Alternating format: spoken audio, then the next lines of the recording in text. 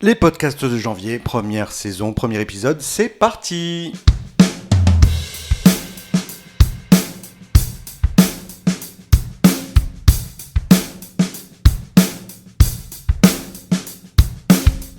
Bonjour à tous et bienvenue à la toute première édition des podcasts de janvier, les actus à la com, bien prononcé bien sûr, sinon voilà, vous devinez bien ce que ça ferait. Donc l'occasion plusieurs fois par mois de décrypter l'actualité com en général, l'actualité com au niveau national, régional, mais aussi l'actualité d'un partenaire en particulier. Et à l'ordre du jour de ce premier podcast, une invitée de prestige, Caroline Matteux, présidente d'Exis. Bonjour Caroline.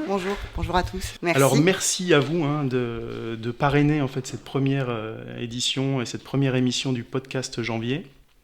Nous allons revenir d'ici peu sur vos actualités, les actualités d'Exis et les vôtres. Et avant ça, j'aimerais vous proposer les sujets de com qu'on va aborder aussi un petit peu plus tard dans ce podcast. Alors ils sont au nombre de 3 aujourd'hui. 3 sujets com qui font l'actu, super intéressants. Alors la première, c'est un sujet techno, Tinder à 10 ans. L'idée, c'est de revenir sur comment le swipe de l'application de rencontre a conquis la planète. On va vous en dire plus tout à l'heure. L'influence, alors à moins que vous ne viviez dans une grotte, vous n'avez pas pu passer à côté de tout ce qui se passe en ce moment autour de Shona Event et de Booba. Deuxième sujet. Et troisième sujet, l'intelligence artificielle, DALL-E en particulier. L'avènement de l'intelligence artificielle pour générer des images à partir de simples descriptions, ça existe déjà. Menace ou opportunité. Mais avant ça, on va commencer avec Caroline Matteux de Exis. Alors à nouveau, merci beaucoup pour votre participation. Merci pour votre invitation. Avec plaisir. Et bien, écoutez, l'idée c'est peut-être pour la plupart des gens, je pense que beaucoup de gens ici connaissent Exis, connaissent bien Exis, mais pour tous ceux qui ne connaîtraient pas Exis, comment vous pourriez présenter votre entreprise ? Exis, c'est une PME familiale en fait que mes parents ont montée, on va dire, il y a une trentaine d'années, qui est située à Frontignan. Et nous fabriquons des supports adhésifs pour tout ce qui est communication visuelle. Nous avons 2 sites de production, un à Frontignan et un dans les Landes à Agetmo. Et nous employons à peu près 360 personnes en France. Très belle entreprise, 300 personnes en France, alors c'est déjà pas mal, mais pour la région Occitanie et l'ex-Languedoc-Roussillon, c'est une très très belle entreprise. Sachant qu'en plus, il n'y a pas beaucoup d'industrie dans le bassin de Thau, effectivement. Donc sur les 300 personnes en France, il y en a combien dans la région Occitanie ? Alors sur Frontignan, je pense que nous sommes au-delà des 200 personnes. Et après, il y a une centaine de personnes sur le site d'Agetmo. Et nous avons aussi des commerciaux itinérants un petit peu partout sur la France. Et 2 agences aussi de distribution de nos produits qui sont sur Lyon et en région parisienne. Alors, vous l'avez présenté dès le départ, donc Exis, société familiale. Exactement. Alors dites-nous-en un peu plus. Écoutez, il n'y avait pas de production d'adhésifs en France. Et c'est tout bêtement lors d'un repas qu'un monsieur, un ami de papa, lui a dit « Mais pourquoi tu te lancerais pas un peu dans ce business ?»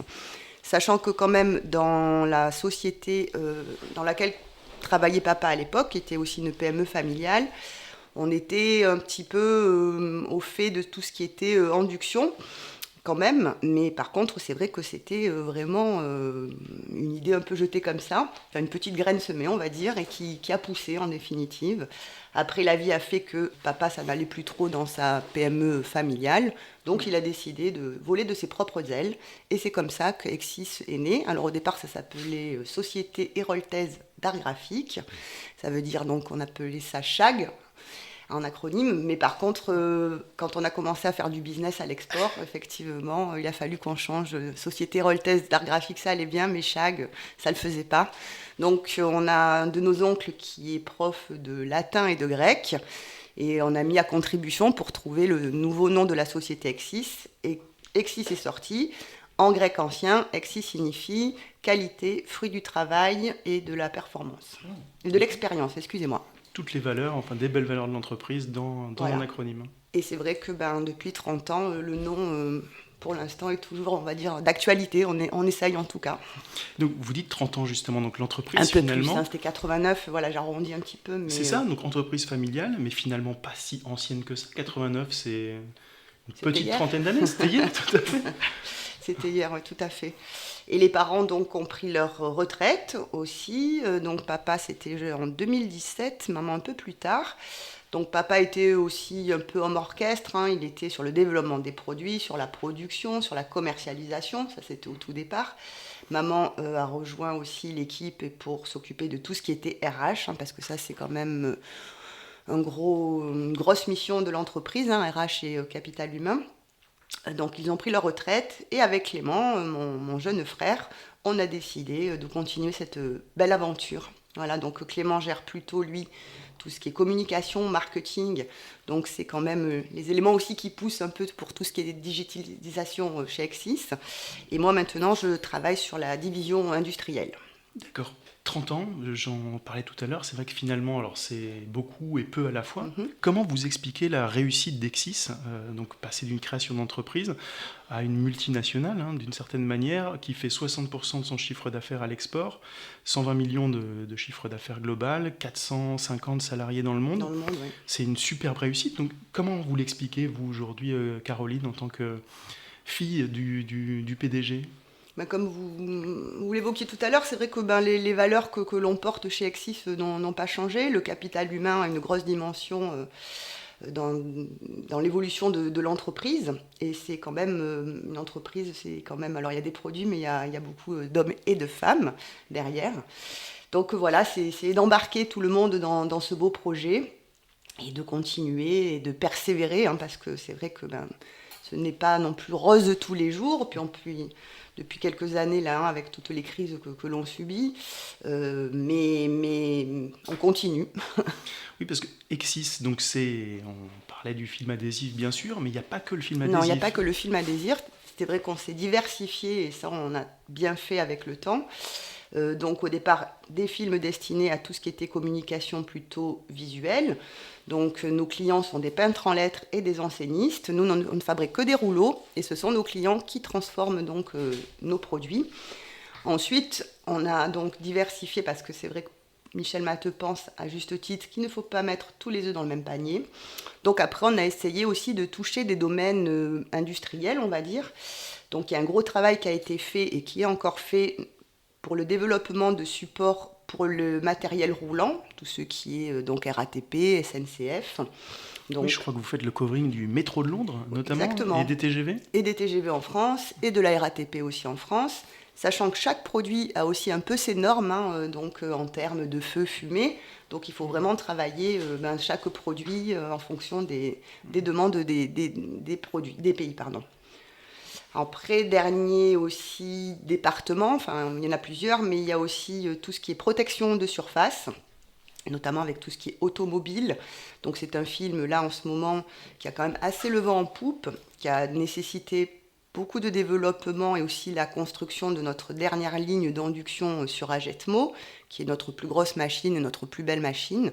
Et ce film, donc, c'est un film polyuréthane avec un vernis en surface auto-cicatrisant, adhésif bien sûr, qui épouse la forme des véhicules et qui va protéger, donc pour les voitures urbaines, c'est très bien, un peu du gravillonnage, des clés, des petites manœuvres des fois intempestives et hasardeuses. Alors par curiosité, quand vous dites auto-cicatrisant, ça veut dire quoi exactement ? C'est-à-dire que quand on le mouille avec de l'eau chaude, par exemple, si le film a été strié, il a des propriétés qui vont faire qu'en fin de compte, le stri va partir.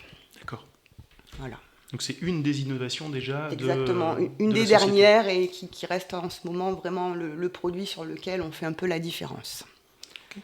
Il y avait aussi une petite spécificité sur laquelle je voulais revenir, même si on ne va pas y passer beaucoup de temps. C'est Exis, c'est pas seulement des films adhésifs, c'est aussi une boisson. Oui, alors on a des différentes filiales, dont Exis Énergie. Alors souvent, quand vous parlez au moins de 30 ans d'Exis, c'est tout de suite la boisson, évidemment. Et donc oui, ça c'est mon frère qui a eu cette opportunité, parce que mon frère fait aussi beaucoup de sport automobile. Et toujours le hasard des rencontres a fait qu'on a rencontré à l'époque un partenaire qui n'avait pas de distributeur en France. Après, cette société a disparu et nous, on a continué la distribution en changeant de nom. Au départ, ça s'appelait Kalachnikov, la boisson, et après, c'est devenu Exis Énergie. Exactement. Ok. Peut-être plus particulièrement aujourd'hui, donc merci pour cette présentation assez globale de la société. Je crois que vous avez pas mal d'actualités en ce moment. En tout cas, nous, on en a repéré quelques-unes. Oui. Il y en a deux en particulier. Vous allez nous dire si c'est deux actualités parlantes. Alors, la première, c'est une actualité produit. On a noté que vous aviez sorti un ruban adhésif bactéricide. Alors, je me demandais, ou on se demandait, si c'était un produit que vous aviez sorti avant le Covid, Oui. ou si c'était une conséquence peut-être de... Alors, au départ, c'était un produit qui était plutôt antimicrobien et qui évitait la prolifération de certains microbes. Donc, c'est un support adhésif transparent que l'on peut coller sur des tables, des banques d'accueil, des poignées, enfin un peu partout, et qui en surface a donc une couche et qui, donc, avec des sels d'argent, et qui évite la propagation des, on va dire, bactéries. Et on l'a modifié avec l'actualité il y a quelques temps en le transformant un peu et qui évite aussi la prolifération de certaines souches donc du Covid qui malheureusement évolue aussi toujours un petit peu. Donc ces produits ont bien fonctionné pendant la crise du Covid parce que les gens ont eu besoin de se sentir protégés. Ça n'empêche pas quand même d'attraper le Covid, mais ça évite la propagation des virus. Donc, exis art graphique, mais aussi santé d'une certaine manière. Exactement. Ouais. Par contre, pour l'instant, ça n'a pas été une réussite quand même majeure, ce film-là. Oui, en tout cas, c'est assez étonnant. Enfin voilà, il nous a marqué. Je veux dire, en époque Covid, on se dit finalement qu'il y a des petites originalités auxquelles on n'aurait pas pensé. C'est la gamme Pure Zone. Ok.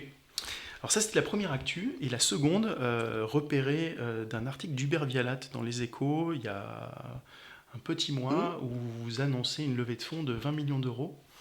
Alors, une levée de fonds, c'est pas vraiment une levée de fonds. C'est-à-dire qu'on a donc contacté notre pool bancaire qui nous suit depuis des années. Effectivement, et c'est par le biais de ce pool bancaire que nous allons financer un peu nos projets futurs qui s'étalent là jusqu'à 2025, c'est-à-dire c'est agrandir le site de Frontignan. On a beaucoup plus de place à Agetmo et c'est vrai que le foncier sur Frontignan, il y en a peu. Voilà, mais on s'est débrouillé. Heureusement, on remercie aussi, outre notre pool bancaire, on remercie aussi la mairie de Frontignan, l'Aglo, parce qu'on a pu trouver vraiment des vrais partenaires pour nous aider en fait dans nos extensions. Puis j'imagine que c'est un agrandissement qui va générer aussi un petit peu d'emploi. Exactement. On va déjà revoir aussi nos flux, parce que c'est vrai qu'on a grossi un peu rapidement. Et là, donc, nos flux ne sont pas optimum. On va construire aussi une ligne d'adhésivage supplémentaire sur Frontignan, ce qui portera au nombre de 4 le nombre de machines qu'on a à Frontignan, et on en a 2 sur Agetmo. Voilà. Alors, justement, si on peut un peu rentrer plus sur la production, votre matière première, c'est quoi en général ? C'est quel type de film ? Alors, il y a 2 grandes familles. Donc, il y a des films que l'on achète déjà tout faits, qui mesurent 70 microns. C'est comme une feuille, des rouleaux assez gros, et pas très épais, on va dire, qu'on achète déjà à la couleur. Et là-dessus, donc, on va déposer de l'adhésif et ce qu'on appelle le papier siliconé qu'on enlèvera quand on travaillera la matière et qu'on collera les lettres sur le panneau, notamment. C'est vrai que papa est d'origine basque, donc il souffre toujours d'un gros désir d'indépendance. Et il y avait aussi sur le marché des films, donc ces films calandrés que l'on achète et que l'on adhésive, donc sont pour des surfaces planes, nous pouvons aller jusqu'à des déformations en 2D. Par contre, maintenant, avec aussi la personnalisation, on peut voir, et souvent les hommes, ils sont assez sensibles, c'est des belles voitures aussi, avec des couleurs ou des effets un peu incroyables. Donc c'est ce qu'on appelle le total covering. Et là, pour ce faire, il faut donc un film qui va épouser la carrosserie du véhicule, donc qui fonctionne en 3D. Et ça, c'est une technologie qui s'appelle du cast. Et c'est cette fabrication de cast qu'on a intégrée à l'usine, à Frontignan et à Agetmo, c'est-à-dire que d'une solution liquide qui pourrait ressembler à de la peinture, une fois qu'on la passe dans une machine et notamment sur un papier d'induction, ensuite il y a des paramètres à respecter entre la longueur du four qui va chauffer justement cette solution liquide pour qu'elle devienne aussi un film là d'une 50aine de microns, parce que pour épouser du 3D, il y a un compromis aussi entre les épaisseurs de film. et c'est plutôt avec du 50 ou 80 microns qu'on peut aussi faire des poses en 3D. Mais du coup, vous imprimez aussi les films ou Alors, ce sont nos clients. Ce sont vos clients qui Oui, parce qui que impriment. dans tout ce qui est signalétique, on a 2 grands départements, c'est-à-dire ce qu'on appelle la découpe assistée par ordinateur. Donc, c'est des films colorés pour faire des enseignes. Et ensuite, on a des films d'impression numérique qui sont blancs. Et c'est donc là, en fait, en fonction de ce qu'on va imprimer, en quadri ou pas. Et c'est aussi pour faire des enseignes. On peut faire du covering, mais ce sont deux technologies, on va dire, un peu différentes. Voilà, et ça, c'est aussi... c'est vrai qu'il y a 40 ans, on peut dire, les gens peignaient. Quand on a commencé Exis, il y a une trentaine d'années, il y a eu l'avènement donc, des premiers plotteurs de découpe, qui était une machine avec une lame de cutter, donc pilotée effectivement par un ordinateur, mais qui faisait des choses assez simples, des lettres. Bon, il n'y avait pas non plus un choix de police incroyable, mais ça remplaçait déjà la peinture. Et ensuite, dans les années, puisque moi c'est quand je suis rentrée un peu chez Exis, et ça a été ma première mission, c'était de développer donc une gamme de films imprimables, de supports imprimables, pour tout ce qui était impression numérique. Et là, sur des modèles d'imprimantes, par exemple de bureau A4, sont sorties des imprimantes, on va dire, en 1 mètre, maintenant 1,37 m. Après, en très grand format, on peut aller jusqu'à 4 mètres d'impression quand même. Mais ça, c'est pour faire essentiellement des bâches. Nous, on ne fait pas de support allant jusqu'à 4 mètres. Nous, on s'arrête déjà à 2 mètres, ce qui est pas mal. C'est pas mal. Mais le gros de la cavalerie est plutôt sur du 1,37 m. Voilà. C'est la norme des traceurs. Et donc, c'est quelque chose qui capture le jet d'encre. J'imagine qu'il y a un traitement. Est-ce qu'il y a un traitement Corona sur ces films pour Alors, les rendre chez imprimables? nous, effectivement, il y a un traitement Corona souvent pour soit enlever tout ce qui est électricité statique, parce que ça peut mettre de la poussière, donc au niveau de l'impression, ça va gêner.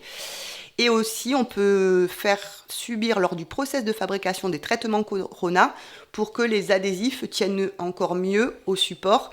Et donc, quand vous allez les enlever, notamment les enlevables, il ne faut pas que l'adhésif reste sur la surface sur laquelle vous avez forcément collé votre support. Oui. C'est un peu agaçant. Il faut que quand vous enleviez votre support, l'adhésif reste le moins possible. C'est vraiment très technique. Vous devez C'est avoir vraiment très technique. Une R&D qui doit fonctionner à plein régime. Donc depuis toujours, c'est 2,5 à 3% de notre chiffre d'affaires qui est réinvesti dans notre laboratoire. Et on a entre le développement, la conception des produits, une 25 personnes, je pense, qui travaillent là-dessus. Ouais. Alors, pour ceux que ça intéresse, nos auditeurs qui seraient passionnés par les véhicules dont vous parliez tout à l'heure notamment, il y a pas mal de vidéos sur votre compte Facebook et je crois qu'il y en a quelques-unes sur le site, donc je vous engage à les regarder, c'est assez sympa. Ouais, c'est sympa. Assez original de voir ça, c'est haute technologie. Est-ce qu'on peut parler du travail qu'on fait sûr. ensemble, peut-être? Tout à fait. Donc on a eu l'opportunité de se rencontrer parce qu'on, de temps en temps, pour se sentir un peu moins seul, on rencontre des sociétés un peu de l'Occitanie ou du bassin de Thau. Et là, notamment, une très jolie société qui est la société Carte Noire à la Vérune, notamment qui est très, très avancée, plus que nous, en tout cas, sur ses process industriels, son organisation. Donc, c'est toujours un plaisir de les rencontrer parce qu'on apprend beaucoup de choses. Et lors de ces rencontres, on échange pas mal. Donc, Philippe Maillard a pu nous montrer donc, son application. Et ça match avec ce qu'on cherchait depuis longtemps. Parce que je pense que dans beaucoup de sociétés, je n'entends pas une seule société où en tout cas dans l'industrie, peut-être pas dans tout ce qui est high-tech, où il y a toujours des problèmes de communication. Les cordonniers sont les plus mal chaussés. Oui. Également. Et ces problèmes un peu récurrents de communication, alors on a travaillé dessus, c'est vrai qu'on a mis des écrans dans les ateliers dans lesquels on parle des activités de la société, des chiffres aussi d'affaires, des chiffres dans notre lutte contre les rebuts, par exemple. Bon, on est une société industrielle, on travaille en 3/8, en 4/8, on ne voit pas les équipes tous les jours et tout le temps. Donc, on s'est dit à un moment donné, et puis en plus, là, on a commencé à initier notre travail pour travailler sur l'application Exis Ensemble. En parallèle, on a fait aussi une enquête de qualité de vie au travail et le sujet communication est l'un des sujets qui est encore ressorti. Donc je pense que ça tombe à un point nommé et j'ai hâte qu'on puisse la dispenser, en tout cas dans l'usine, cette application. Mais ça va être très rapide. Mais je sais. On arrive sur la fin. C'est parfait. Ces jours-ci. Et oui, c'est une application qui permet à tous les managers, quel que soit leur niveau, de communiquer soit sur toute l'entreprise, soit sur une personne, son groupe de travail. Voilà. Exactement. Et notamment, c'est la communication souvent transversale qui était pas très bien perçue et qui pouvait être améliorée en interservice, j'ai envie de vous dire. Donc là, j'espère qu'on va vraiment gagner en qualité, en tout cas dans nos échanges au quotidien. Oui. On espère que ce sera votre feuille de chou, enfin la feuille de chou de tous les salariés en tout cas. Exactement. Comme interne, bien sûr, mais c'est aussi un outil de management pour les RH aussi. Tout à fait. J'imagine que vous rencontrez, comme beaucoup de sociétés dans la région, comme nous en particulier, des problèmes de recrutement sur certains métiers ou... Alors, chez nous, c'est malheureusement pas nouveau, en définitive. C'est vrai que je pense aussi l'industrie, le 4-8, ça fait pas rêver. Par contre, c'est quand même un métier qui est quand même noble. C'est noble, oui. Tout à fait. Tout à fait, vraiment, enfin, voilà, je suis admirative du rythme qu'avoir ces personnes-là, ces collaborateurs. Mais voilà, donc ça fait quand même pas forcément rêver. Et à une époque, c'était plus sur des postes effectivement ouvriers qu'on pouvait avoir des difficultés de recrutement. Maintenant, c'est effectivement un peu à tous les étages. Sachant qu'après, notre partie quand même support chez nous est quand même très stable. Voilà. Après, au niveau des opérateurs aussi, c'est un peu stable et on a quand même un turnover. Voilà. Et les choses se sont quand même aussi modifiées depuis la crise sanitaire. C'est vrai qu'il y a de nouvelles règles qui sont rentrées en jeu. Et des comportements. Malheureusement. Ou heureusement pour certains aussi. Aussi. Mais c'est vrai que le savoir-faire en usine est très important et que c'est un vrai capital d'avoir du personnel qui connaît bien son outil de travail, etc. Parce que c'est exigeant. Puis c'est un savoir-faire. Enfin, je vois là, en cas de coup dur, quand je vois ce qui se passe, alors après la crise sanitaire, crise un peu mondiale, c'est quand même chouette de pouvoir maîtriser des savoir-faire et des process et fabriquer des produits. Notamment, enfin, j'ai appris récemment qu'il n'y avait plus de production de Doliprane en France. Waouh! Il y a beaucoup de choses qu'on a appris, c'est vrai. Ouais. J'ai envie de dire, voilà, en cas de conflit, quand même, le Doliprane, je trouve ça aberrant qu'on ne fabrique plus de Doliprane en France. Tant qu'on a des pilules d'iode. Ne parle pas de malheur. Alors, ta blague me fait réagir. Yann, je crois que je n'ai pas présenté, en dehors de Caroline, les deux autres personnes qui sont avec nous dans cette pièce. Donc, il y a Yann Varenne, qui est manager de projet. C'est Monsieur Podcast chez Janvier qui a préparé cette première émission. Membre de la team Geektator et donc en première ligne pour poser des questions plus techniques à Caroline et intervenir tout à l'heure sur les sujets plus digitaux. Et Océane Lhomme, qui est responsable du pôle influence de l'agence Janvier toujours, et qui va nous accompagner sur la partie dans laquelle on arrive, sur tout ce qui est influence, etc., etc. Donc bonjour à tous les deux et désolé de vous avoir oublié lors de la présentation de Caroline. Bonjour. C'est la première. Pour terminer peut-être sur cette partie Exis, on a quand même des questions à vous poser aussi sur les challenges qu'ont représenté pour vous les nouveaux codes de communication des dernières années, notamment l'arrivée du digital. Alors, sur une société familiale, c'est d'autant plus marquant. J'imagine qu'on ne communique pas de la même manière en 1989 qu'en 2022. Tout à fait. Et peut-être pour vous en particulier, donc qui êtes aux manettes, vous me disiez depuis 2017, comment vous voyez ou comment vous utilisez la communication aujourd'hui ou les différents segments de communication pour trouver de nouveaux marchés, pour vous développer c'est vrai que les réseaux sociaux, quand même, avec un usage, on va dire un bon usage, à bon escient, ça peut être super pour cibler effectivement des personnes, pour aussi faire de la veille concurrentielle. Donc c'est vrai que là-dessus, on est pas mal. Et puis après, c'est vrai que la crise sanitaire a quand même chez nous... Alors il y avait des premiers pas qui avaient été faits avec des lancements de RP. On a aussi en ce moment, on est en train de changer aussi de RP pour donner bon un courage. peu plus... Oui. Dans une entreprise, ça représente quand même un sacré boulot. Exactement, une certaine pression. Voilà, en ce moment, on n'a pas aussi malheureusement que ça à gérer. Mais c'est vrai que je pense que ça va nous rendre aussi beaucoup plus fluides et beaucoup plus agiles dans notre façon de travailler et justement transversale. parce que ça évite même d'avoir des choses un peu trop segmentées. On va avoir des workflows, là, chose qu'on n'avait pas forcément encore chez Exis. Donc on est en train de regarder tout ça de très près.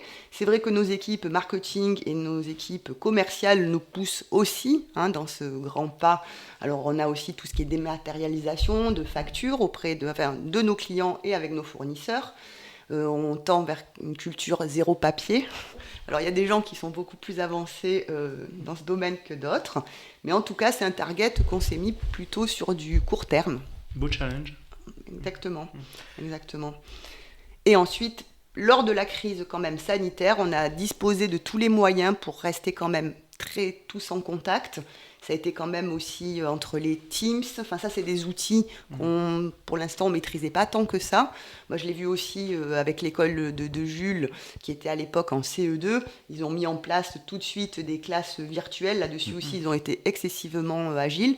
J'entendais des parents qui me disaient « Ah ben nous, c'est le vide sidéral », alors que nous, il y avait quand même un rythme conséquent. Et puis donc, je trouve, ils ont pu quand même garder le contact, les gamins entre eux, avec les profs. Et je pense que ça a quand même contribué à mieux passer un petit peu cette période un peu difficile. Et pendant cette période, est-ce que vous aviez, comme tout le monde, arrêté tout, fermé Non. l'usine et compagnie, vous avez réussi à continuer en production? Alors, tout ce qui est production, on a continué. Voilà, on s'est dit, on ne sait jamais, en définitive. On avait de la matière, on espérait que ça reprenne rapidement, donc on a produit. Ensuite, ça dépendait un petit peu des services, mais c'est vrai que par exemple, tout ce qui était conception, R&D, là les gens étaient en activité partielle, donc voilà, et tout ce qui était aussi l'administration des ventes, là, il y avait un petit roulement qui se faisait, mais justement avec les moyens Teams, les choses pour partager en fait les documents. Et là-dessus, on a passé les choses quand même assez naturellement malgré tout, même si ça nous a demandé notre organisation. Mais ouais. Il y a eu un peu de télétravail pendant cette période. Il y a eu pas mal de télétravail.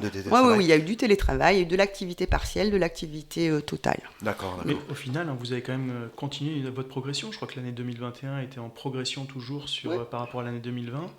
Et 2022 se présente assez bien. Ouais. Bon, bravo. Yann, encore une petite question par rapport à la production d'Exis, ou on est prêt pour passer au... Non, mais juste une remarque. Moi, j'ai adoré, parce que j'ai eu la chance de visiter 2 fois le site de Frontignan. Et on est bien installé, c'est vrai.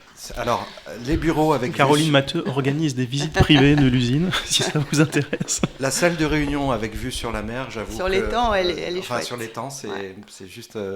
y a on a un site exceptionnel. Exactement. Et ce qui m'a beaucoup impressionné, c'est le système de gestion des visiteurs externes. La borne, donc c'est une tablette sur laquelle on enregistre nos visiteurs. Enregistrer le visiteur, du coup vous savez qui est dans l'usine et quand. Quand est-ce que le visiteur arrive. Et elle permet de mettre son nom, etc., avec qui on a rendez-vous. Et quand je vous ai mis vous, a priori vous avez reçu une notification, Yann est arrivé. Donc je suis descendu vous chercher. Et voilà, et donc du coup ça c'est très pratique, ça m'a créé mon badge automatiquement. Et j'ai même dans mon... Vous l'avez gardé ? J'ai gardé le QR code, ce qui fait qu'à la prochaine visite, je pense que je pourrais scanner le code. Et revenir. Et il va recréer le badge automatiquement. Ça fait 2-3 ans, c'est vrai qu'on a quand même pas mal de visiteurs divers et variés, d'intervenants aussi, que ce soit pour la maintenance. Et au bout d'un moment, on voulait quand même une meilleure gestion des flux de personnes. Et c'est vrai qu'à l'époque, on avait un DSI en partage. Et nous avait suggéré, on a tout de suite adhéré à cette solution. Oui, c'est très moderne et... Enfin, ça a 3 ans, donc la modernité de 3 ans, c'est vieux. Mais... C'est obsolète. Mais obsolète. Mais oui, c'est vrai que ça a été quand même une bonne acquisition, cette petite tablette, même si on a mis un peu de temps à la mettre en place. Mais maintenant, ça fonctionne plutôt très bien. Voilà, c'était juste ma remarque de Geektator. Merci Yann. Merci Caroline pour toutes ces précisions sur Exis. J'espère avoir été assez clair. C'était très clair. Super. Très clair, très intéressant et je pense que ça va donner envie aux auditeurs d'aller découvrir un peu plus ce que vous faites sur votre site et vos réseaux sociaux. Si vous le voulez bien, on va passer à la deuxième partie de ce podcast consacré aux actualités. Je sens que Océane trépigne, effectivement. Depuis tout à l'heure, elle est prête pour bondir. Et donc, sur son sujet. Voilà, tout à fait. Donc, premier sujet, Tinder à 10 ans. Donc, joyeux anniversaire Tinder. Je ne sais pas si vous-même, Caroline, vous êtes consommatrice d'applications de rencontres. Non. Non, je ne voulais pas vous poser la question, mais je vous l'ai avez fait quand raison, même. Je ne sais pas, moi je vais avoir 50 ans. Pour l'instant, je ne me vois pas forcément sur une application de rencontre. Mais c'est vrai qu'après, c'est compliqué de rencontrer des gens aussi. Donc voilà, je pense que... Aujourd'hui, alors je ne suis pas un spécialiste non plus, mais aujourd'hui, je crois que la plupart des couples se rencontrent via les applications. Ouais. Donc ce qui était pour nous, j'allais dire les gens de notre génération, oui. C'est dur de dire ça, mais... C'était mythique. Voilà, mythique ou autre, c'était... Il n'y avait pas le swipe. C'était un peu secret. Voilà, c'est le swipe, la magie. Et voilà, il n'y avait pas le swipe. Et donc le swipe, c'est le sujet du jour. C'est cette petite façon de dire oui ou dire non avec un doigt.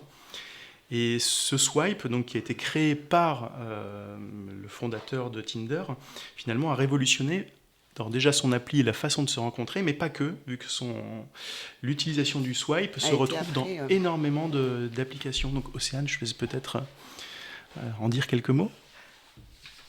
Ou Yann, sujet dictateur, avant les sujets d'influence d'Océane. Absolument. L'histoire du swipe, elle est assez rigolote, puisque c'est un des fondateurs qui, un matin au sortir de la douche, avait beaucoup de buée sur son miroir. Et il réfléchissait tout à son interface graphique. Et pour se voir, évidemment, il a, avec la main... fait un geste pour enlever la buée d'un côté, et ensuite il l'a refait de l'autre. Et il s'est dit, mais c'est d'une certaine façon, c'est assez marrant, on pourrait reproduire cette idée-là parce que cette interface finalement n'existait pas, ils l'ont vraiment inventée. Et in fine, on se rend compte que du coup, elle est un peu passée dans le domaine public d'une certaine façon, puisque au départ c'était pour à droite je sélectionne la personne, et si les deux font ce geste, alors ça fait un match, et donc du coup tout est fait pour la rencontre est possible, vivre heureux et avoir plein d'enfants. Et c'est fini, fin de l'histoire. Et puis à gauche 70 milliards de matchs depuis le début de l'application, ce qui fait quand même pas mal. Ouais, ça veut dire qu'il y a beaucoup plus de matchs que d'humains, donc ça pose des questions sur la fidélité, enfin bref, on ne peut pas rentrer là-dedans. Non. Mais en tout cas, voilà, cette techno, ensuite, elle est venue sur d'autres terrains, et maintenant, on se rend compte que... Alors, moi, je l'ai utilisé souvent, je l'ai trouvé très pratique sur une application. Vous savez, vous avez beaucoup de contacts sur vos téléphones dans vos carnets d'adresses. Ça s'accumule et on se retrouve avec des centaines, etc. Et ben, il y avait parfois des doublons. Et parfois des doublons. Et là, il y avait une petite application que j'avais trouvée, que j'ai utilisée un jour pour faire le cleaning, et qui était basée sur ce même principe. C'est-à-dire que vous faites défiler. Tous les contacts arrivaient. À droite, je les classais dans genre à trier ou à supprimer éventuellement. Et à gauche, ou l'inverse, je ne sais plus, à gauche, je les conservais. Et en fait, cette petite manipulation est arrivée dans plein d'autres secteurs d'activité. Alors, je sais qu'elle est utilisée dans l'immobilier aussi. Et oui, quand on voit les biens maintenant, c'est ça, c'est vrai, je n'avais pas matché, c'est le cas de le dire, mais on swipe aussi, ouais. Ça a pas mal modifié la manière de penser les applications, finalement. Oui. Au plus simple. Mais finalement, quand on parle justement de ce swipe, alors évidemment, pourquoi ça a fonctionné ? Alors, parce que c'était simple, mais est-ce qu'il n'y a pas quelque chose aussi d'un peu plus pervers là-dedans ? Le fait de récompenser finalement une certaine facilité ou une certaine récompense immédiate. Est-ce que c'est pas aussi un petit peu un danger ? C'est des questions qu'on se pose justement avec ces 10 ans. Est-ce que c'est pas quelque chose qui simplifie peut-être à l'extrême ou on est vraiment sur une image, une fois de plus, avec peut-être éventuellement un petit résumé, pas forcément toujours objectif. Non. Mais c'est vrai que ce swipe aussi, moi je trouve des fois c'est un peu aussi un peu jeter les gens. C'est un peu. C'est de la consommation instantanée. Ça correspond aussi à l'ère du temps où tout va très vite. Et finalement, si c'est sur l'immobilier, vous vous rendez compte que analyser une annonce d'immobilier, ça nécessite un petit peu d'intérêt. On veut regarder les photos, on veut regarder la description. Aussi, j'imagine. Ou quelqu'un, évidemment. Mais là, du coup, c'est délit de bonne gueule ou sale gueule. C'est tout à fait ça. Et ça devient...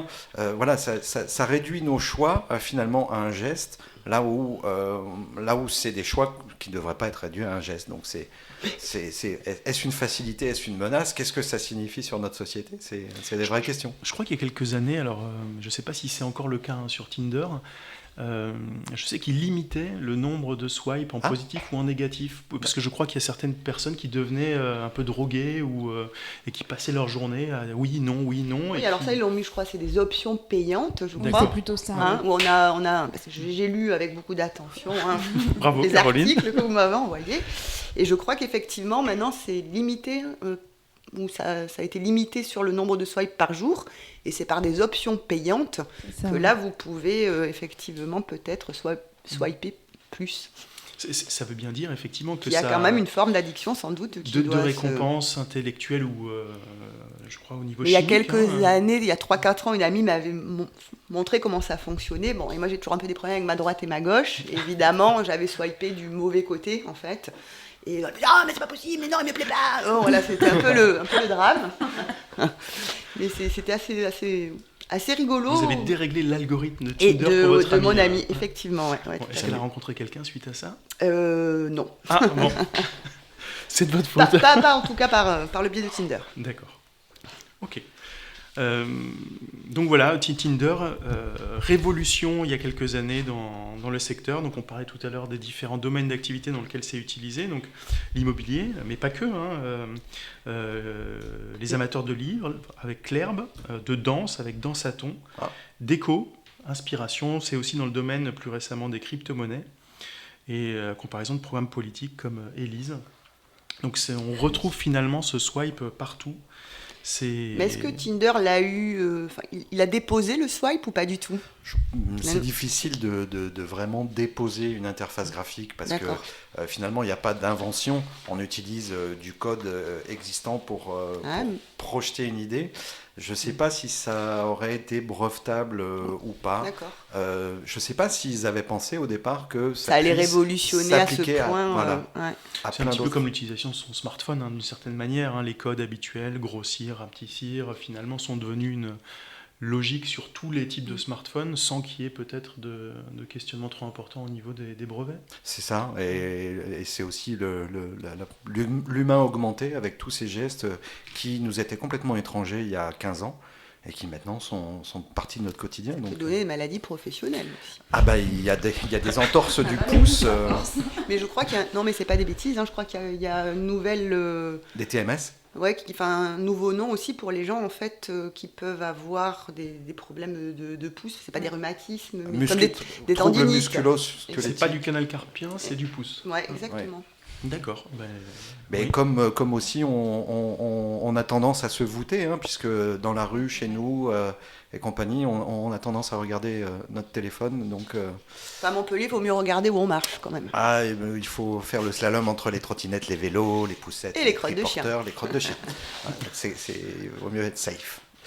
Bon, bon anniversaire Tinder. C'est toujours le même proprio qui... Oui, a priori c'est la même équipe. Je ne sais pas s'ils sont cotés en bourse, mais en tout cas c'est une belle histoire et une belle idée parce que ce swipe a fait le succès de Tinder.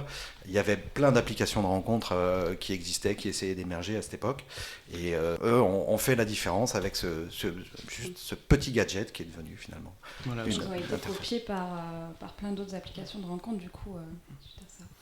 Ce qu'on peut en dire, en tout cas, effectivement, pour terminer peut-être sur ce sujet, c'est qu'il a utilisé, comme beaucoup de choses, avec modération, parce que c'est vrai que tout ce qu'on peut utiliser avec ce swipe, en fait, amplifie d'une certaine manière des choix, amplifie une vision de la personne en face. Mais des choix pas toujours objectifs. Oui, part. Voilà, ces choix simples, finalement, prennent une importance démesurée, où on arrive finalement à partir de juste dire un oui ou un non, arriver à créer une machine qui nous connaît presque mieux que nous, ou qui nous fait penser finalement qui nous crée un modèle de match ou autre, qui n'est pas forcément si réel. Voilà, donc il faut faire attention effectivement avec ce que la machine nous propose. Ouais, on va y arriver tout à l'heure avec l'intelligence artificielle. Il faut bien se dire que voilà, il y a des bébés qui sont certainement nés d'un swipe. Tout à fait.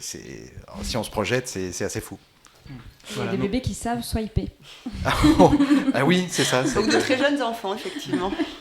Ouais, ce qu'on peut dire en tout cas, c'était une révolution, hein, donc bravo pour cette entreprise qui est très belle idée, mais qui, comme toute bonne idée, en fait, doit être un peu maîtrisée quand elle génère des effets de bord qui peuvent être pervers. Voilà, tout à fait. Merci Yann pour ce super sujet sur Tinder, ou Océane finalement, je ne sais plus qui c'est qui l'avait cherché. C'est Océane. C'est un travail collaboratif. C'est Océane qui utilise beaucoup Tinder, non. Ou le swipe. Mais qui swipe. Et bien justement Océane, on va tomber sur le deuxième sujet. Là je pense que c'est pour toi. C'est un sujet de pure influence. C'est toute l'actualité autour de Shona Evans et de la plainte de Booba. On en entend parler partout. Alors c'est vrai que moi c'est pas un sujet qui me passionne non plus, mais je pense que ça dénote quand même quelque chose d'assez important dans le monde de l'influence aujourd'hui, dont on entend parler. Marketing digital. Oui, voilà, à corps et à cri, à tort ou à raison sur certaines choses, mais en tout cas c'est très particulier. Et j'aimerais que tu puisses nous présenter un petit peu tout ça, Océane, sur ce qui se passe avec l'influence, ou en tout cas quel est le problème derrière Shona Evans aujourd'hui. J'ai trouvé que c'était un sujet très intéressant parce qu'il est révélateur de nous, ce qu'on vit au quotidien dans les agences de communication, puisqu'il y a cette image erronée de l'influenceur qui a été générée en fait en partie par cette entreprise et par les influenceurs de télé-réalité qui en fait viennent un peu saper le travail des vrais créateurs de contenu. Et cette image en fait est très répandue, même à l'échelle de nos clients en local, pour qui on veut mettre en place des activités d'influence, des actions d'influence, pardon. Et tout de suite, ils pensent oh non, on veut pas des Marseillais, on veut pas ces arnaqueurs. Tout de suite, ça part là-dedans. Alors que non, en fait, il existe des influenceurs aussi au niveau local. Il existe des influenceurs au niveau national qui font un vrai travail de contenu, qui ont des blogs depuis plus de 10 ans. Et enfin voilà, je trouvais que ce sujet était très intéressant et c'est tombé à pic pour en parler. Il y a une vraie problématique et une éducation à faire auprès des entreprises et auprès du grand public qui a tendance en fait à mélanger voilà. Tout ça, Et Caroline, est-ce que vous-même vous travaillez aujourd'hui avec des influenceurs ou peu finalement ? Alors nous on a des ambassadeurs et c'est vrai que ça marche beaucoup, notamment avec Exis Énergie. Par exemple. Ensuite, au niveau d'Exis, on peut travailler avec des pointures qui vont faire du covering sur des voitures notamment, mais pas autant que peut-être Exis Énergie, pas autant que certaines activités. Oui, certaines activités sont plus propices que d'autres. De l'industrie, puis nous on passe aussi par des transformateurs, on ne touche pas forcément nos clients finaux. Oui, c'est plus du B2B que du Exactement. B2C. Exactement. Donc pour revenir sur cette histoire, Booba, Shona Evans, si tu peux nous faire un récapitulatif. Ça a l'air quand même assez violent. Oui, là, ça part dans des histoires de harcèlement, etc. Mais c'est surtout que... menaces aussi. Oui, mais finalement, Booba dénonce les activités de la société Shona Evans, qui en fait fait des placements de produits auprès d'influenceurs, mais sans forcément toujours vérifier la qualité des produits. Ce qui fait que les acheteurs, qui sont souvent des adolescents, se retrouvent en fait arnaqués avec des produits peu qualitatifs, ou alors ils ne reçoivent jamais leurs commandes, ou bien c'est des produits de dropshipping qui coûtent 2 € sur AliExpress et revendus 50 €. Notamment, il y avait un exemple pour une montre connectée. Oui. La fameuse, où en gros pour 30 balles vous pouviez avoir une montre Apple, si on les écoute, c'est ça. Et puis même justement il y a la vente de contrefaçon, ils font la promotion de sacs de luxe à 30 €, voilà. Donc il y a toute cette problématique qui a été mise en avant aussi dans un reportage qui est sorti il y a 2-3 semaines. Donc voilà, ça avait fait une grosse polémique. Alors quand même elle s'était pas démontée et elle a répondu quand même, parce par que rapport je à crois que deux c'était agences, Cash Investigation, qui vont quand même relativement fort. Alors après, elle a accepté de répondre, le discours est rondement mené, mais en tout cas, elle n'a pas fait l'autruche non plus. Peut-être que ça va lui permettre de faire un peu de vide. J'ai l'impression que là, ils sont sur un peu le haut, et je pense que ça peut taper peut-être tout azimut, justement, les demandes qu'ils font, mais peut-être ça va leur permettre aussi d'avoir un vrai métier d'influence dans le plutôt bon sens du terme. Ça pose vraiment la question de la réglementation de ce métier qui aujourd'hui part un petit peu dans tous les sens. Même au niveau des tarifs, on peut se retrouver avec des partenariats qui vont du simple au double. Et on a tendance à s'y perdre et on comprend que les clients s'y perdent parce que ça évolue très vite et ça c'est pas cadré. Et c'est souvent pas annoncé en fait. On nous vend un produit, on se doute si on réfléchit un minimum, mais je pense que la plupart des gens qui ne font pas cet effort intellectuel peuvent, si c'est pas indiqué que c'est un partenariat payant ou une publicité, elles peuvent le penser comme un conseil finalement amical de son influenceur. Naïvement, effectivement. Mais notamment, là où c'est un peu quand même stupide, c'est que justement, il parlait d'un shampoing aussi, je crois, lors de cette émission. Oui. Un shampoing vraiment qui coûtait, je crois, 30 € le flacon, qui était loin d'être donné, mais par contre qui était vraiment, je ne sais pas si c'était pas de la soude en définitive. Il faisait perdre les cheveux. Non mais voilà, vraiment. C'est usage unique en fait. Voilà, après vous êtes chauve. Plus de poux, ça c'est peut-être pas mal. Mais par contre, je comprends pas que les gens, à un moment donné, ils fassent pas une formulation avec, je sais pas, du lait d'amande, ou pas très coûteux, mais en tout cas qui fasse en sorte que les gens ne perdent pas les cheveux et qu'on ne vende pas vraiment quelque chose de dangereux, quelque part.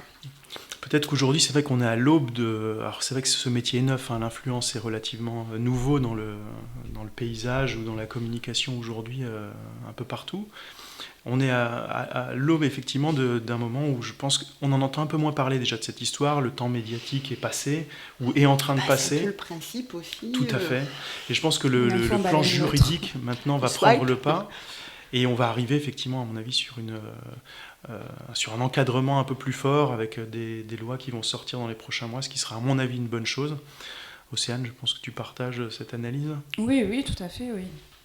Ce qui est intéressant, c'est que le métier d'influenceur, il a commencé avec des grands influenceurs, youtubeurs et compagnie qui faisaient des millions de vues, mais ensuite il s'est développé au niveau local. Et c'est ce qui est intéressant aujourd'hui. C'est peut-être pour ça qu'il faut justement un peu plus réglementer et un peu plus savoir donner des lettres de noblesse à ce métier.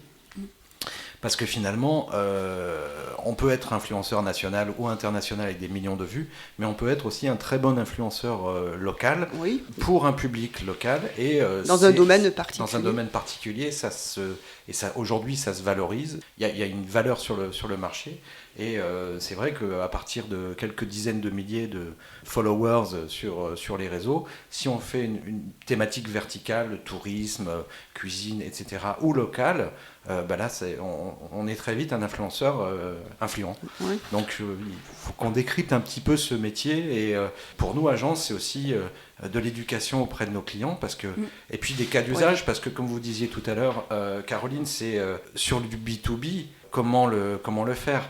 Au début, l'Internet sur du B2B, c'était un petit peu... ça n'existait pas. Et dans les années 2010, finalement, on s'est rendu compte que le B2B industriel avait une raison d'être. Et là, je pense qu'il va y avoir aussi ça, c'est-à-dire qu'on va arriver à peut-être une maturité, des gens qui vont aller dans d'autres verticales, et peut-être professionnels, et pourquoi pas un influenceur sur le covering, parce que c'est un métier tellement technique, tellement intéressant, avec tellement de R&D, de ramifications, de cas d'usage, que finalement, il y aurait sa place pour quelqu'un qui présente ça à un public business. Donc, l'influence se développe de plus en plus sur LinkedIn, donc effectivement, on voit l'émergence de l'influence B2B. Et un peu plus cadré. Ouais. Effectivement. Tu parlais tout à l'heure, juste avant Yann, de ce qu'on appelle nous les micro-influenceurs. C'est vrai qu'on les utilise beaucoup. On parlait tout à l'heure des Marseillais qui peuvent avoir des comptes Insta suivis par plusieurs millions, voire beaucoup plus de followers. La micro-influence, nous sert beaucoup plus et beaucoup plus conseillé pour nos clients, parce que la plupart du temps, ils ont aussi un taux d'engagement et un taux de suivi qui est bien meilleur. Et donc finalement, on s'y retrouve. C'est peut-être toujours des choses peut-être un peu moins futiles aussi. Tout à fait, mais en tout cas, on y trouve des intérêts qui sont multiples et des intérêts concrets pour nos clients. C'est vrai que faire une publicité noyée dans la masse à un public qui n'est pas forcément le bon, quand on fait un peu plus de recherche sur des micro-influenceurs, ça marche mieux et nos clients s'y retrouvent beaucoup. Mais c'est vrai qu'aussi, je trouve, pour des jeunes générations, alors maintenant le problème c'est que tout le monde voudrait presque être influenceur et vivre à Dubaï. Mais par contre, moi qui suis quand même sur Instagram, alors je suis très contente d'avoir découvert quand même les réseaux sociaux et tout ce milieu à 40 ans, parce que voilà, ma vie n'est pas déjà faite, mais en tout cas mes opinions, et je pense. Donc c'est quand même, je trouve que ça peut donner aussi à des personnes qui peuvent avoir des talents, effectivement, d'être révélées comme ça et de pouvoir vivre de leur passion et de façon bien structurée et de façon, on va dire, honnête et loyale. Ils le font vraiment avec leurs convictions propres. Bon, et après, c'est vrai qu'il y a tout ce business, tout ce déballage. Parfois, quand je vois, je ne citerai pas de nom, mais les fautes d'orthographe, s'il vous plaît, ça quand même... Quand on est influenceur, je pense, quand on a une influence, il faut que quand même elle soit... alors on va peut-être me dire, c'est pas important. Si, pour moi, c'est important. Quand dans une phrase, je vois 4 fautes d'orthographe énormes. Ces personnes sont censées peut-être avoir des devoirs aussi à un moment donné. Faire Voilà. une grosse faute ou des grosses fautes quand on a des millions de personnes qui vont les lire, ça... ça nivelle un peu vers le bas, toujours pareil. Donc, comme je trouve que globalement, il y a beaucoup de choses qui sont nivelées actuellement vers le bas, il faut que ça aussi, ça remonte un petit peu. Après, par contre, je vois des jeunes femmes. Il y en a une que je suis, c'est Chiara Ferragni, une Italienne, qui avait monté effectivement un blog. Elle doit avoir 33 ans, cette fille, maintenant. Enfin, il y a peut-être une dizaine d'années.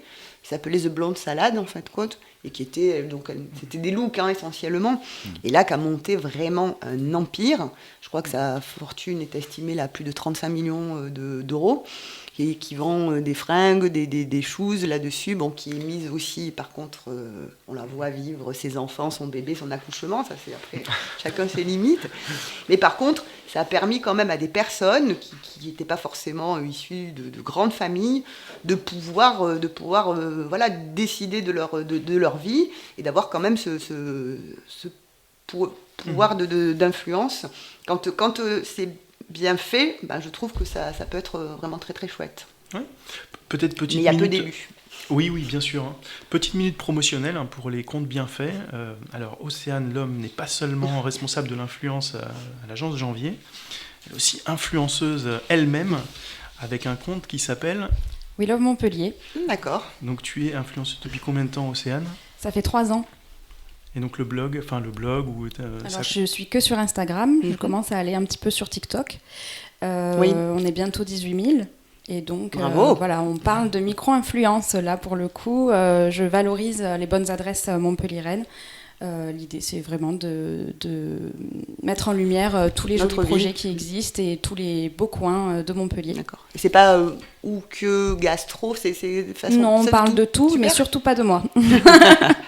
Bon, en tout cas, tu pourras parler de Exis et de l'agence Janvier. Sur un prochain post, je vérifierai. Merci.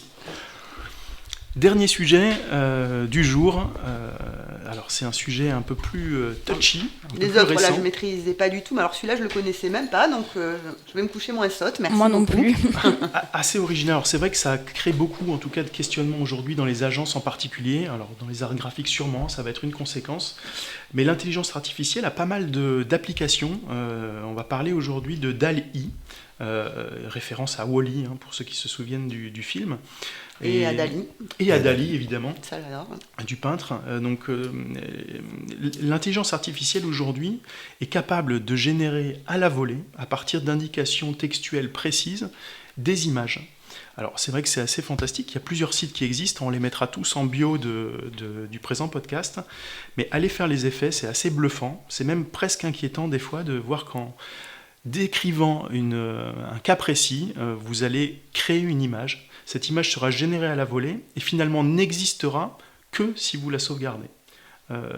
Donc ça pose beaucoup de questions, déjà d'effets de propagande, voilà, effectivement, de finesse, peut-être même d'intelligence. Jusqu'où va cette intelligence, jusqu'où on arrive à faire penser à ces machines, à cette réalité qu'on a envie de voir, et aussi des questions de droit qui nous intéressent aussi en tant qu'agence et de création de contenu. Aujourd'hui, quand on veut créer du contenu pour nos clients, on va faire des shootings, on va prendre des mannequins ou autres. Demain, peut-être qu'on sera amené à en tout cas solliciter l'intelligence artificielle pour créer des visuels, ou en tout cas pour utiliser des visuels qui seront créés. Quid de ces droits-là? Est-ce qu'on pourra les utiliser? Est-ce qu'on ne pourra pas? Est-ce qu'ils appartiennent à quelqu'un? Est-ce qu'ils seront bloqués quelque part? C'est assez étonnant en tout cas, et c'est un sujet qu'on voulait aborder avec vous, Caroline, mais ensemble. Donc, je ne sais pas ce que ça interpelle chez vous, ce genre de nouveauté. Alors pour des gens qui ne sont pas forcément très créatifs comme moi, c'est vrai que ça peut être quand même rigolo, même pour, je pense, un public assez jeune, ça peut être quand même assez sympathique. Après, c'est toujours pareil, moi, ce genre d'intelligence artificielle, ces algorithmes, pour moi, c'est avec parcimonie et bon escient, en définitive. Parce qu'à un moment, je trouve qu'au final, ça nous catalogue quand même aussi pas mal, ou ça peut orienter en tout cas nos goûts, enfin, notre façon de penser, au bout d'un moment, et on peut devenir peut-être facilement, je sais pas, des moutons. Et puis ça peut tuer une certaine créativité aussi. Une vraie créativité, effectivement, ouais. Est-ce que ça va la tuer ou l'émuler? En tout cas, l'avenir nous le dira. Voilà, quand il y a effectivement plein de systèmes qui sont sortis récemment, et DALL-E était un de ceux les plus prometteurs, mais il était limité sur invitation. Donc j'ai eu la chance de bénéficier d'une invitation. Et je dois avouer que du moment où j'ai eu accès à ce programme, j'avais un peu l'impression de revivre ce que j'avais vécu lorsque j'avais eu Google Earth la première fois. D'accord. Quand Google Earth est sorti, j'ai dû passer la moitié de la nuit à revisiter le monde, tous les endroits que j'avais vus, des rues, des choses que je connaissais pas. Et encore, c'était dans sa version encore 2D, donc maintenant c'est encore plus fou. Les plans sont en 3D, etc. Et donc, DALL-E, ça a été un peu ce même principe. Alors, il faut être anglophone, évidemment, parce qu'il faut faire des descriptions en anglais, ce qui est d'ailleurs très bien, parce que ça oblige finalement à avoir une phrase. Il faut que la phrase soit complète. Courte, complète. On peut faire du long, plus c'est long, mieux c'est. Ah bon. Mais c'est la manière d'organiser la phrase. C'est-à-dire que peut-être qu'il y a il y a des virgules, mais si on veut un chihuahua coiffé comme un punk qui marche sur la lune avec une batte de baseball à la manière de Rembrandt, c'est possible. Puisque, en fait, cette intelligence artificielle, Je vous engage d'ailleurs à chercher cette description pour voir. On devrait faire un concours d'images générées à partir d'une certaine description. N'y croyez pas. Effectivement, parce que j'ai une petite activité où je donne des cours d'anglais à des jeunes qui font du design créatif. Et ça a été un exercice, je les ai mis en groupe de 2 pour qu'ils me fassent des belles phrases et on a généré leurs propositions. D'accord. Et avec pas toujours forcément une réussite. Il faut aussi apprendre l'algorithme parce qu'on peut lui demander du photoréalisme, de la 3D, du cartoon, à la manière de tel ou tel peintre, en Polaroid.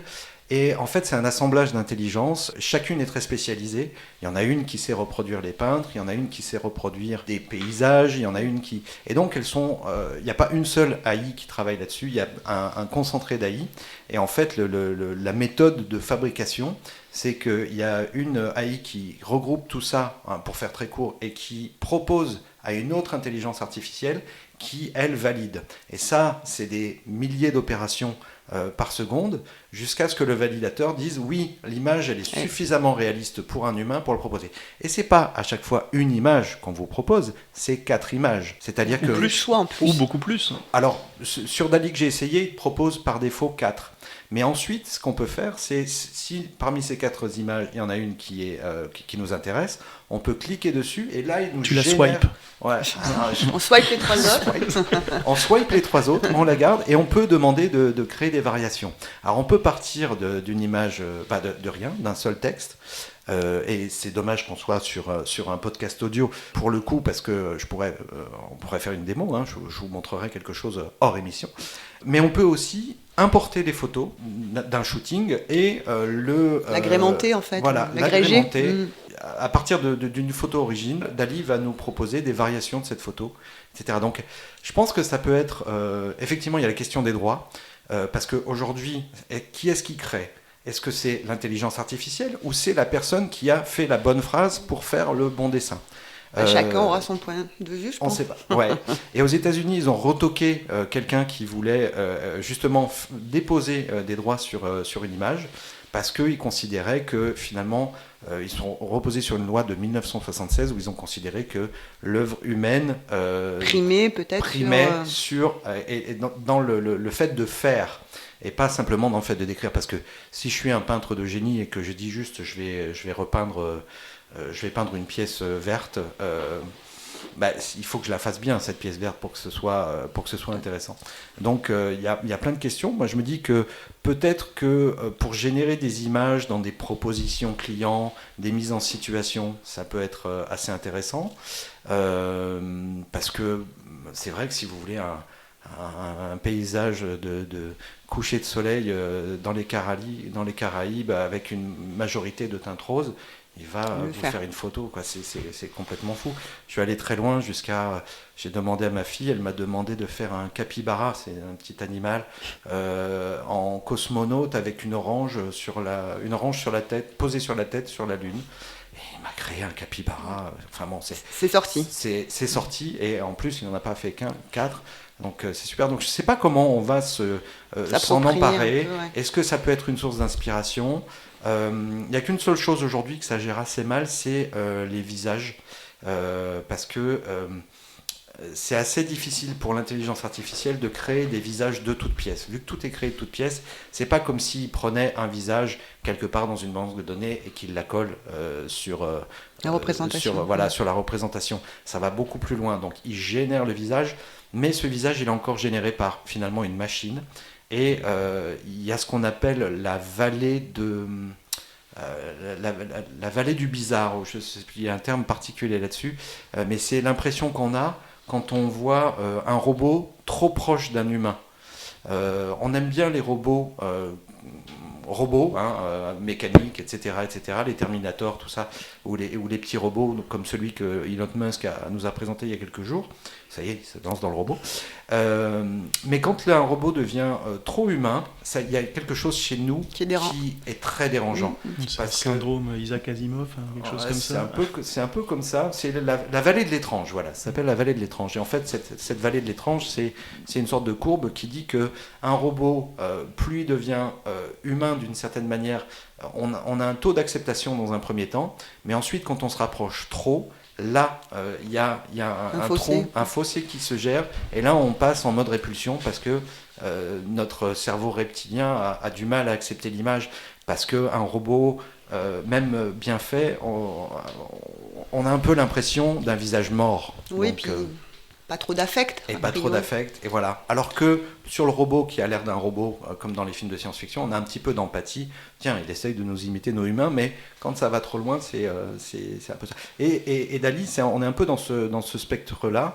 Après, dernière chose, c'est que ces intelligences artificielles, elles sont très différentes. Il y en a qui sont plus douées sur certaines thématiques.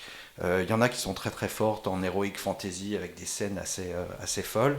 Il y en a d'autres qui seront plus douées dans la reproduction de styles de peintre, etc. Donc elles sont concurrentes, et en fait c'est une question de réglage, puisqu'elles utilisent quand même des moteurs assez les mais les réglages ne sont pas les mêmes d'une plateforme à l'autre. Donc ça aussi c'est intéressant. Ce qu'il faut surtout, c'est vrai que les dangers les aspects qui sont à mon avis aussi assez dangereux, en dehors des aspects créatifs ou autres, c'est aussi l'amplification que ça peut donner à certaines connotations religieuses, de race ou autres. On peut être amené à demander un personnage et finalement avoir un personnage qui correspond à un standard ou qui met un peu plus en avant un standard plutôt qu'un autre, et c'est là où ça peut être risqué. Donc, ça peut déraper un peu. Ouais. Ça peut déraper, donc il faut être hyper vigilant à mon avis là-dessus, à tout ce que nous vend l'intelligence artificielle. Jamais oublier que ça reste une intelligence artificielle, mais que derrière il peut y avoir aussi des intérêts de créateurs ou d'autres, ou juste une amplification finalement d'un certain courant de pensée qui peut amener à des choses qui peuvent être un peu flippants. Ça nous rappelle un petit peu à Cambridge Analytica, qui a été une grosse problématique avant l'élection de Trump. C'était des erreurs de codage ou des failles sur Facebook qui finalement ont permis l'utilisation massive de données, qui ont permis à des équipes politiques d'ultra ciblées, donc des certains groupes, et finalement d'arriver à faire passer une élection en ne ciblant qu'un tout petit nombre de personnes. Donc il faut faire attention, il faut en être conscient. Parcimonie et bon escient, je pense. Parcimonie et bon escient, il faut savoir que ces systèmes-là, ils sont quand même modérés, c'est-à-dire qu'il y a des mots-clés qu'on ne peut pas mettre, qui sont associés à la violence, à des choses comme ça. C'est discrimination. Voilà, discrimination et compagnie, parce que l'intelligence artificielle, elle a parfois tendance à déborder, et parfois elle agit sans filtre. Et on se rappelle toujours cette cette intelligence artificielle de Microsoft qui en quelques jours était devenue assez intolérante et un peu raciste. Méchante. Et donc ils ont débranché le bouton. Donc en éco début, on est un peu dans un cadre d'apprenti sorcier. Et ce que j'ai pas encore essayé, mais ça c'est le deuxième point, et là ça va être encore plus compliqué, parce que où est la vérité, où est le truc, c'est qu'ils sont en train de faire ça sur des vidéos. C'est-à-dire qu'on va pouvoir dire à une intelligence artificielle, fais-moi une vidéo de 3 minutes en cartoon d'un petit chaperon rouge qui va dans les bois pour aller nourrir sa grand-mère et enfin bref. Et il serait capable de nous faire. Alors j'ai pas encore vu, ce sera peut-être un sujet qu'on verra quand on essaiera, mais ça va très loin et déjà c'est assez bluffant. Alors toutes ces plateformes, on peut les essayer et effectivement on les mettra dans les commentaires de l'émission. Merci Yann. Merci. Merci Caroline Matteux. Eh bien, écoutez, merci à tous qui ont eu le courage ou qui avaient eu le courage en fait de nous suivre jusqu'au bout pour ce premier podcast de janvier, donc les Actus à la com. Je vous donne rendez-vous pour le prochain podcast d'ici la fin du mois d'octobre. Je donne rendez-vous également à Caroline Matteux dans quelques mois peut-être pour revenir, de voir l'évolution par rapport à ce premier qui était toujours un petit peu rigolo à mettre en place.